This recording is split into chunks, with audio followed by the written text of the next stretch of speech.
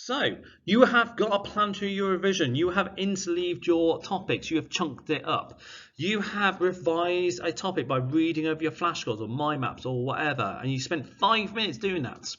You have then tested your knowledge for the next 5 minutes by doing a brain dump, or you've got your study buddy to test you, or you have done the reveal and cover, whatever happens to be.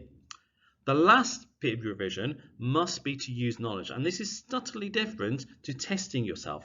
Testing tests facts, and that's great because you need to know facts, you need to know stuff. But the exam isn't based on facts. What it's based on is your ability to describe using those facts. Okay, notice that subtle little difference there. So you will have questions such as, you won't have questions saying, what is RAM? You might say, describe how RAM is used inside a computer. So, I mean, I'm making that question up, by the way. But hopefully you get my points. The application of your knowledge is where the GCSE exam really is focused.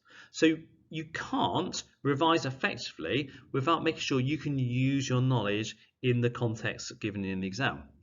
So how do you do that? How do you make sure you can apply your knowledge to a context? Well, there are lots of ways of doing this. The most obvious and simplest way is through exam questions. So I have given every year 11 students, or will be very soon, one of these, okay? And inside it, it has got exam questions, okay? I know this is probably hard to see in the video, but you can probably just about make it out. So it's got topics and questions for the entirety of the GCSE. In the back, it's got answers. So what you can do is you can try questions in the workbook. No one says you have to do all of them in one sitting, okay? 1 or 2 is fine. Don't try and do all the questions in the book, because then the next time you come to revise it, we've got nothing else to do you? So never do all of them at once. And that's a tip, by the way.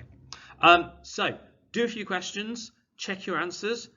That's important, okay? Don't just do some questions and leave it, because if you don't check your answers, again, how do you know you're right?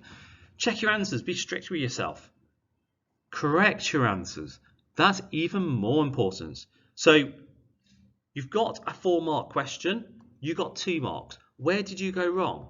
Because learning from that mistake is how you won't repeat that mistake. So if that question or similar one comes up in the exam, you've made a mistake in the practice stuff when you're revising, hopefully you won't make that mistake again. That's how you maximize your marks in GCSE, okay? So you do a question, you check your answer, you correct your answer.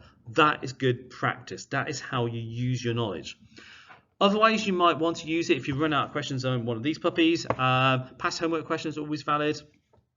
One that's harder to do, but really shows you know your stuff, is creating your own questions. And you could always get your study buddy, create a question for them, they create a question for you, you can swap them over, okay? If you can't create good questions without really knowing the material, okay? So it's actually maybe something to do near the end of the course when you're about to sit your real GCs, start to make your own questions up. Let's see how effective they are.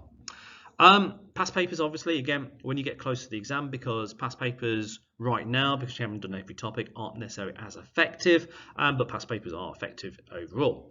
And obviously, questions in the textbook are always there to support you, so you can use any of those sources. So that is your using the knowledge.